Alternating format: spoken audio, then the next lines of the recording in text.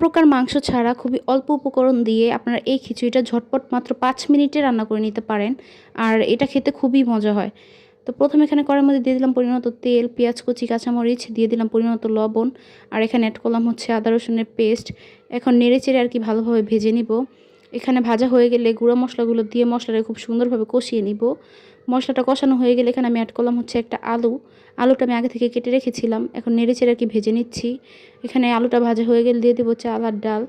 এখন আর কি চাল আর ডাল সবগুলো দেওয়া শেষে খুব ভালোভাবে নেড়েচেড়ে মিশিয়ে আর কি ভেজে নিতে হবে। এ পর্যায়ে চুলার আঁচটা একটু কমিয়ে আর কি খুব সুন্দরভাবে ভেজে নিতে হবে।